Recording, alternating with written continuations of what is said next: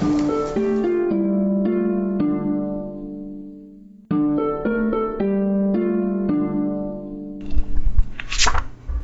to a very special episode of Mind Duck Books podcast. It's finally happening. This book has cost me so much time, effort, energy. I have to make something out of this. Well, help me God. And finally, Brad is here. Welcome to the podcast. Thank you very much. It's good to be here. So excited to have you on the podcast. We have been planning this for maybe a year. And this might have been the most difficult book I have ever read. That's what I did. I set the challenge for you from the start just to make sure that you could actually pull through. This was a test. So I'm happy that you passed the test. That's interesting. Yeah. Didn't know I was being tested. Yeah. That was the jigsaw from the start. So usually, for people who don't know you, I ask a quick question about what kind of stuff are you into? What do you read? I usually read self-help books. Yeah. It's usually self-help books. You should describe my reactions when I see them. Yeah. No, it's I think one of my favorite ones. I don't know if it's too early to be introducing this into the podcast, but going straight to the topic, the hot topic, favorite books. I would say that one of the ones that are up there is George Orwell. Have you heard of George Orwell? Of course. Yeah, Animal Farm.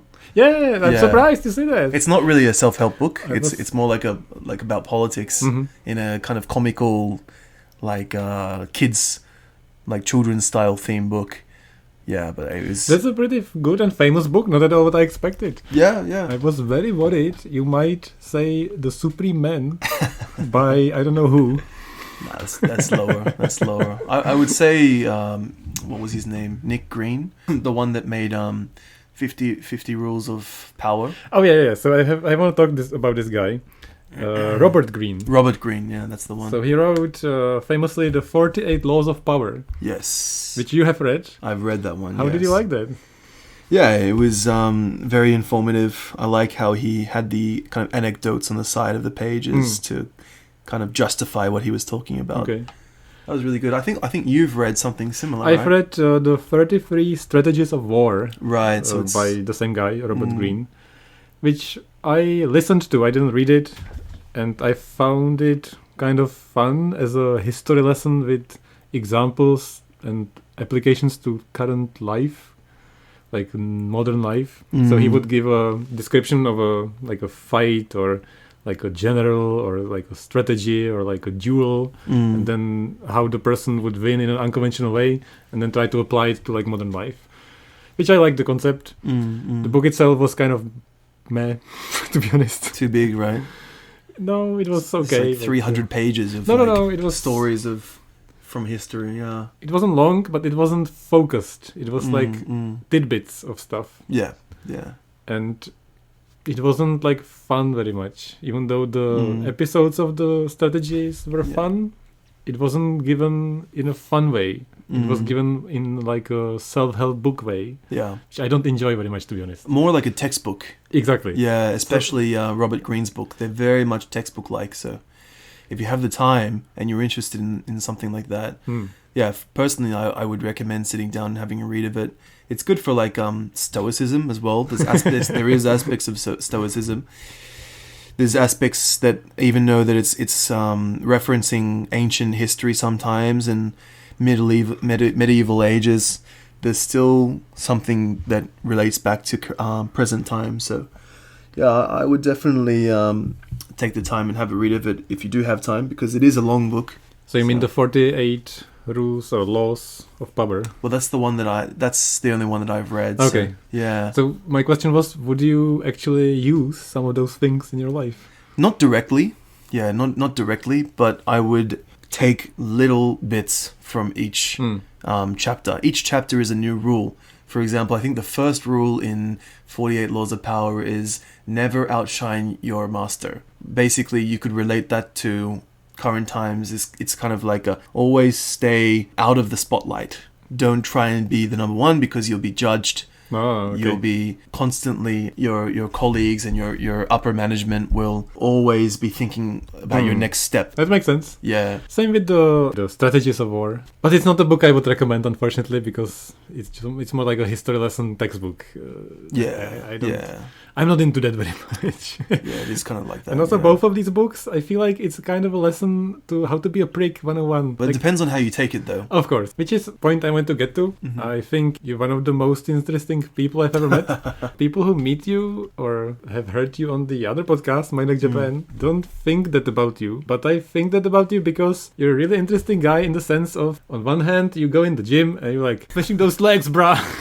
And then on the other hand, you're like, let me ponder about philosophy. So, and you can change your mind, which you do very often. And you are very much willing to listen to all sides, all points of view, and take what you want from that and make your own opinion, which is very rare. So I wanted to say that that's what I really appreciate about you. You listen and you are willing to change your opinions, which is very rare, I feel like, in modern times. I feel like people just like to believe their own truth, or they follow something blindly. They don't put the effort into trying to understand something, which I feel like you do that. Like that's, I appreciate it. Well, I appreciate your kind words, but yeah, I don't know if I agree with you. But yeah. Speaking of philosophy and the podcast, I mean, the podcast is about books, right? Yes. So on this episode, we're of course finally talking about Prince by Niccolo Machiavelli, and Paolo is in spirit with us. He gave me a bunch of notes. He also recorded the correct pronunciation of the name and the writer, which I asked. I think in Italian, this book is called Il Principe. Principe, yeah. And then the name is Niccolo Machiavelli, something like that. Do your best Italian accent.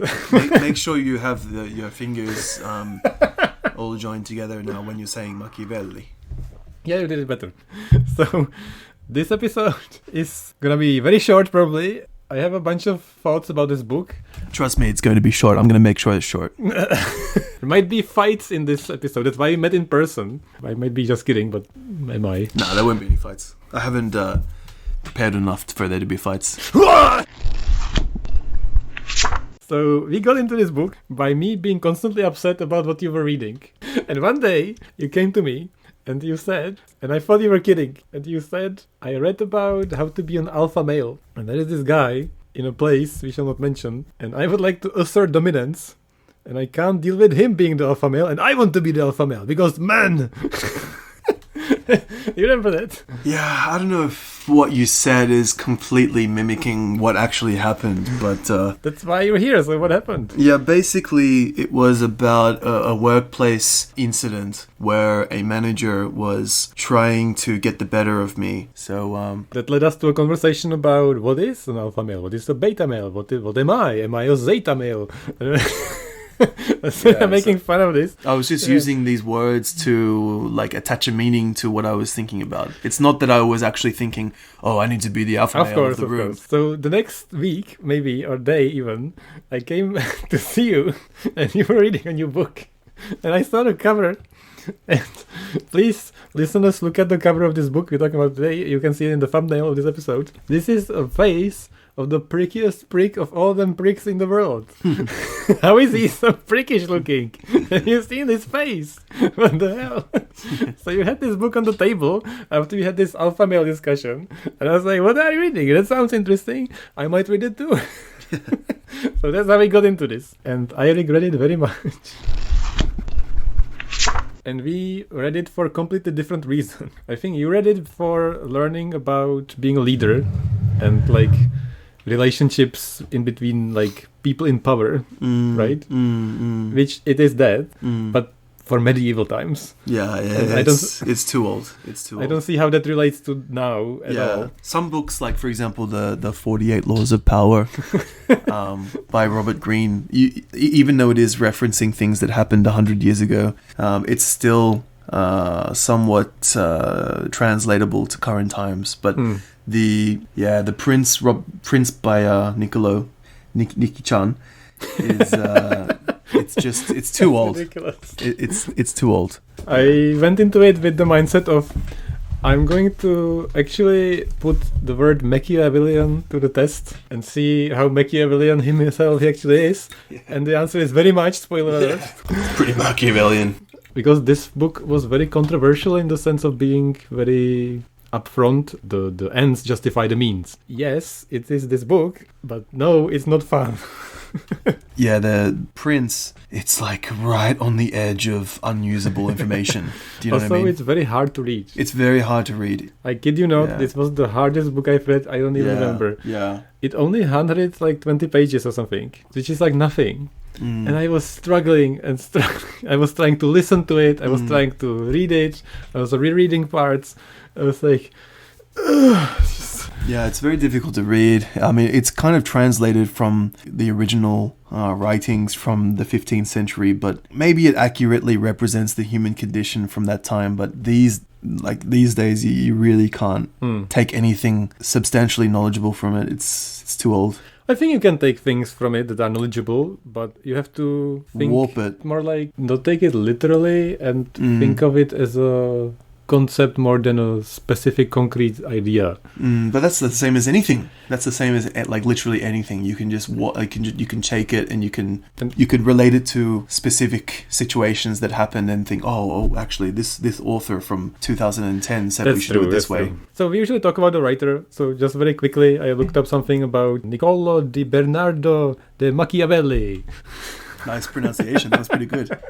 So he was born in 1469. Super famous person. He was a ruler, philosopher, writer, famous for political science. I don't want to give you a history lesson, nor shall this podcast be transformed into prepare for exams lesson, but I looked up a tidbit I didn't know about him, and that is that he conceived of militia for Florence and created militia, which I didn't know. Yes. And led militia. And what he did different was that he actually got civilians into the militia. Oh, wow. Okay. And that's how he won, by having the numbers and organizing the people in a good way. And the point was that he has the numbers, not the skill or the soldiers, but he is a leader in the sense that people follow him. And he was super famous for that and praised. But then a few years later, he was immediately defeated by the Spanish and banished and tortured. And he retired to be just a writer at a farm, which I didn't know, and that's why he wrote all these books. So that's something I found out. At the same time, there was another person, which Paolo wanted me to mention, and his name I cannot read. Francesco, and then Guicciardini. Giardini. I don't know. Yeah. But that's another point of this book. It's like all of these names are, well, most of the names are from Italian, so it's, and also they're from the 15th century. So yeah, the names are very hard to pronounce, thus hard to memorize. Like there's so many houses and regions. It's very hard to keep track of all of the different names. Yeah, it's very much Game of Thrones, because at the time, of course, the wars among like Italian states and France and Spain and Holy Roman Empire, and everybody wants influence and control, and people get betrayed left and right and kill each other. Sounds exciting, Yeah. but he is referencing people we don't know because we're not good at history. Yeah, exactly. If you were good at history, you'd probably be able to understand the book a little bit better. And also the intrigue and betrayal. Yeah, right. There's none of that. That's not this point. Yeah. It's not like a story about what happened. It's Yeah, like right. how you should behave so it doesn't happen. So anyway, Machiavelli was really famous for his books and writings and philosophies and idealism, and promoting to be cruel in the name of being successful and a good leader. And at the same time, Francesco Guicciardini, he was the opposite. He was like a realistic historian who was an opposing philosophy at the time. And he wrote a book called History of Italy, which was really famous. What he was famous for was like the analysis of people and events, and actually trying to see the truth behind what the rulers really are like, and what are they really doing to manipulate people, and how it really actually works. And he wrote like memoirs about his real experience when he talked to the leaders himself. And that's why it was interesting, because he was trying to like criticize Machiavelli and say what it's really like. And Machiavelli was like an idealistic, like this is how you rule and become the evil supervillain. I guess. Right, If you exaggerate it. Yeah, so we shall not prolong this any longer. As usual, we will get into the book. This time, it's not a story. It's more like a list of tips how to be a good prince and govern your principality. Yeah. Right. Each chapter is a different way to... Should I go on with the lessons that we learned from the Before book? we do that, and Okay. before people switch this podcast off and Okay. leave, final word. Do you recommend this, and to whom? No. Yeah, this is the least recommended book on this podcast. If you are okay, listen, everybody, listen right now. If you have no job, you're not living on the street, you don't have a hobby of DIY projects, and you have lots of free time, and you're kind of curious about history and politics, then I would recommend to read it. Yeah, otherwise don't read this book. Let's get into, in quotation marks, spoilers. So what we're gonna do is Brad has some notes he had when he was reading it, and then I have a bunch of notes while I was reading it. So I just want to talk about the ideas, and we want to give you some examples of what actually you can learn in this book. And the book starts with Machiavelli. Like, I was listening to an audiobook and the book started and it was like a very full of himself voice, and he was like, I am a wise man. I bestow upon thee my wisdom of being a good prince, and you should be happy that I have made time for this, and you should listen carefully, and I will not repeat this. It's like, excuse me? I'm already angry. It's like the first line. It was so funny. And then in the same monologue, he was like, of course, I'll go into detail, but taking over a principality, of course, require to kill some people. Pro tip, scare people by public beheadings. It was like, already I was like, okay. Anyway, of course, I'm poking fun of this. It's easy to poke fun at this, so I apologize, but it's too much fun, and if I didn't do that, I feel like nobody will listen. But anyway, Brad has a note about the rules, how to be a good prince. And this is one of the concepts that get repeated throughout the book, I feel like. Yeah. So this is basically what it's about. I would say the 3 lessons from the prince. Number 1. Okay, before I start, these lessons are more on the political side, on the upper echelons of running a country, people in power. So it's as I said, I think at the start, it's not really relatable to the common person in 2022. But it's interesting to read and see how things worked in these days. So lesson number 1, countries can be easy to conquer, but hard to rule, or vice versa. And markets are the same. So yeah, lesson number 1. It makes sense. It doesn't teach you much, but it doesn't teach you much. Number 2, to protect a country, it needs its own army, not mercenaries. The same holds true for businesses. So basically, don't delegate your job, or don't delegate your business to, some companies might use contract workers, for example, to get the job done.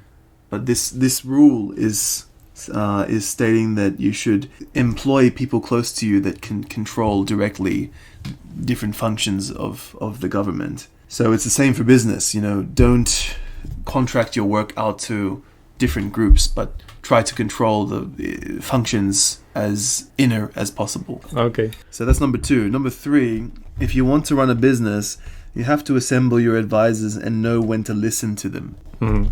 Which contradicts one point I have from later in the book, but okay. This makes complete sense. Yeah. He doesn't contradict himself, but later in the book he says that you shall never take advice unless you ask for it. And you should never let people ask you questions unless you let them ask you questions. But that reminded me of that. But yeah, so basically rule number 1 is the actual governing is much more difficult than the actual conquering. Number 2, have good people around you. And number 3, don't be an idiot and listen to people and don't just be stubborn about it. In layman's terms, that's 100% correct, yes. So which this repeats in the book. The first part, I have some notes about the first 10 chapters. He talks about different kinds of principalities. Is it a religious one? Is it a local one? Are there foreigners? Blah, blah, blah. And how do you conquer it? So what you should be careful about. He also talks about how to rise to power quickly. And one of the quotes I have here is, one must inflict injuries at a stroke so he doesn't have to renew them daily, but be enabled by their discontinuance to be nice and give benefits to those who deserve them. He's like trying to polish a turd right now. He's like saying something negative, but then making it a positive sandwich. So if you hurt somebody, better hurt them bad. Yeah. But reward some people too. Which, by the way, this book, the way it's written, I don't know about the translation, of course, but it sounded to me like somebody in medieval times learned to be well-spoken and then tried his best to show how well spoken he is. Like he's trying so hard to sound so pretentious, and he's so pretentious.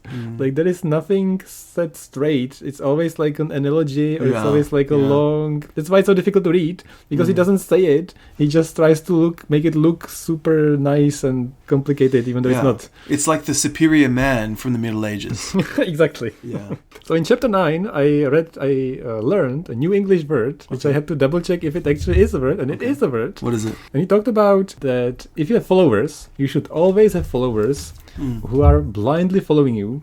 And people who have their self-confidence and ambitions should be eliminated quickly.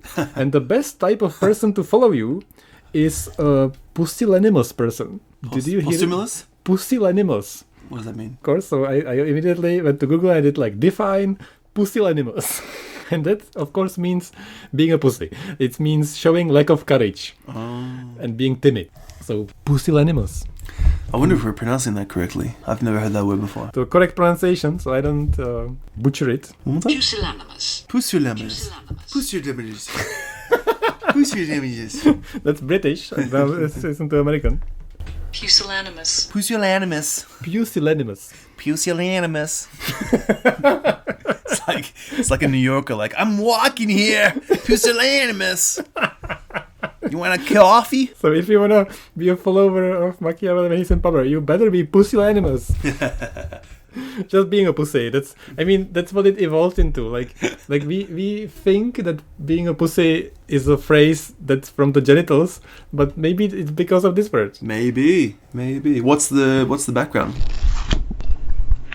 So in Middle English, also from Latin, pusillanimous, which means pusillus is very small and animus means mind. So it's like having a small mind. Not having any confidence and blindly following people, basically. Exactly what the meaning is. Yeah, anyway, so that's up to chapter 10. Okay. So continuing on to this topic, in chapter 12, he talks about laws and arms and soldiers being leaders. And like we just talked about, captains are able men, but you cannot trust them. Every single time there is a captain or a confident, well-behaved soldier, of course, it has to be eliminated. Of course. It's ridiculous. Of course. And he says, you must have soldiers to have laws. You can't have laws without soldiers. If you have arms, it is easy to have laws. So, I will not talk about laws at all. And that's the end of the chapter. And I was like, you prick! He just completely trolled us. Did you have any notes you want to mention? I suppose going back to the three lessons that I spoke about before. The first one, I suppose, transferring the lesson to business. So a new market with very few players is easy to dominate, but it's very hard to keep this dominance because of all the competition that comes after you. So once they're discovered, it's a good market. On the other hand, if you enter a very competitive market, it's hard to become the industry leader. But once you do, you'll likely stay ahead for longer because less new parties enter the market after you. That's kind of like a correlation to current day. So we shall not prolong this anymore, very much. Very much any longer? Yes. Okay. So I have two more notes. One of them is from chapter 17, where he talked about how a prince should be revered. He talks about is it better to be hated? Is it better to be feared? Or is it better to be respected? Okay, let's pause this now. Is it better to be looked up to, or is it better to be loved? Okay, let's pause this now and get everybody's opinion before we continue. It's very obvious. Okay. So immediately he says, reputation is meaningless, and it's safer to be feared. But he says something I didn't expect, and he says, above all, you must keep your hands off of property, because people quicker forget the death of their father than if they lose money or property. So if you kill their father, they'll be fine. You can do that. But don't you dare to touch their house. That's exactly what he says. Yeah, I remember that. Crazy times. But it kind of makes sense. And you might wonder about violating their women. He says that it's bad. Yeah, he was very strict against that which was very unusual in comparison to the rest of the things that he's talking about. I like, at this point, if you have to say this, I mean, there are issues. Yeah. Okay, so let's get into the final part. Okay. And the final part, I was like, I had fun with this part. It was so over the top.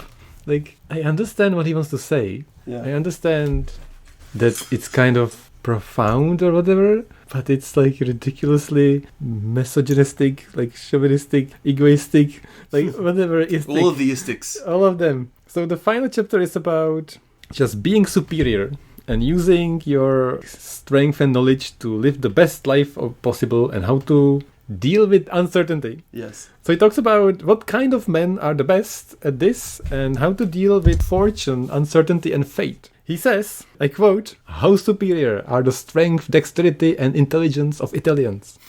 But when it comes to armies, Paolo. they are nowhere, and this from no other reason than the defects of their leaders." Huh. So Italian men, amazing, Yeah. but the only flaw is the leaders. So the leaders have to be better. Mm-hmm. But immediately, just a chapter before, he just said, if the men are too good, you have to get rid of them. I mean, how can you advise of having pusillanimous people in your army and then at the same time tell them that they're the most amazing and then the only issue is the leader? Like, yeah. Okay.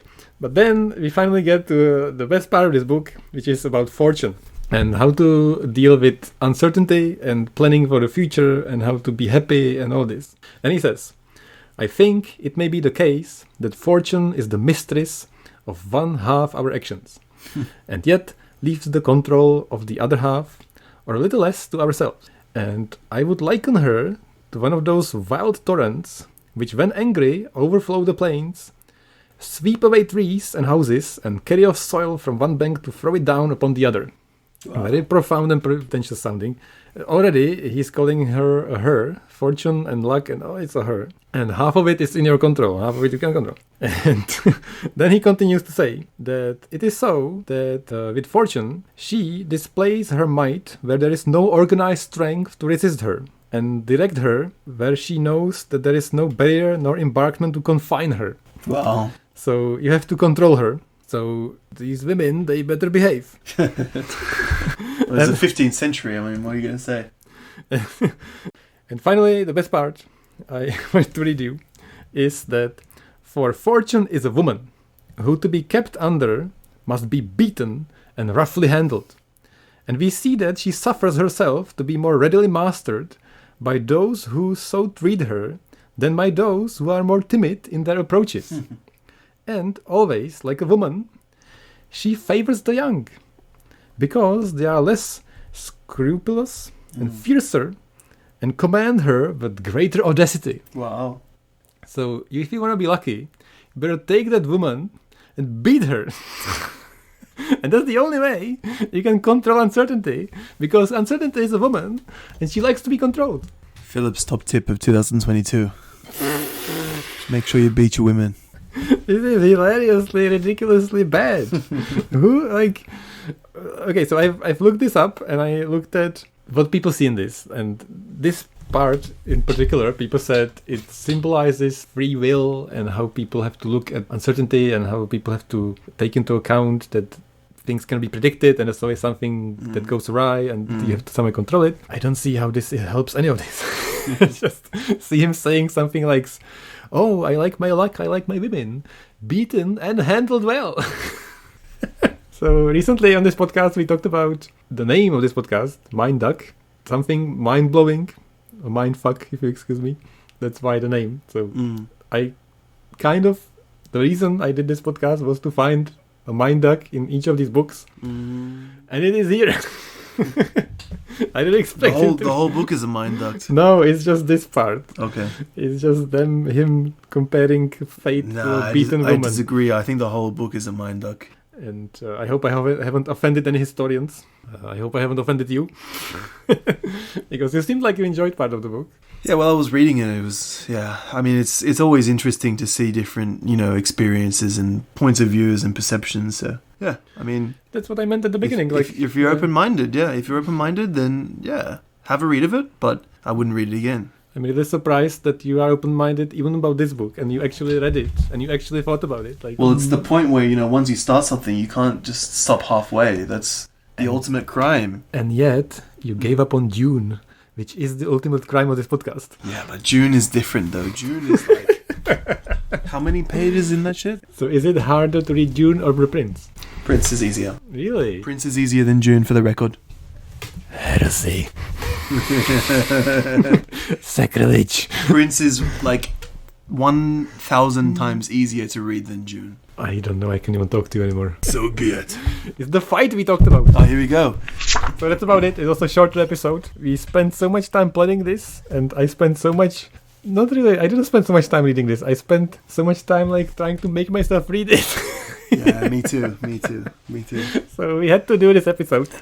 So thank you so much for listening. If you're still here, thank you, Brad, for coming on. Yeah, thank you for having me, and sorry that you had to put up with my shit. Everybody that's listening. No, it's fun. If you want to come back, you're very welcome, of course.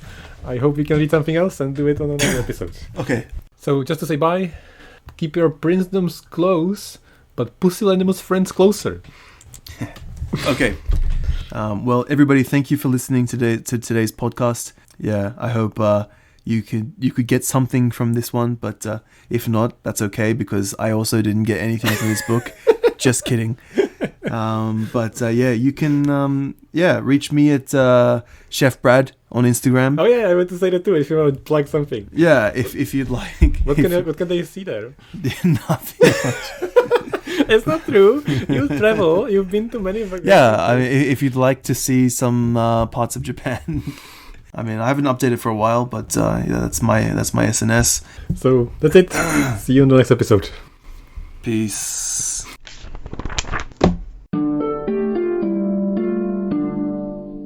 Thank you for listening. On the next episode, we have some big announcements, big plans, new logo, new website, lots of stuff. So rate us on iTunes and Spotify, and see you on the next one.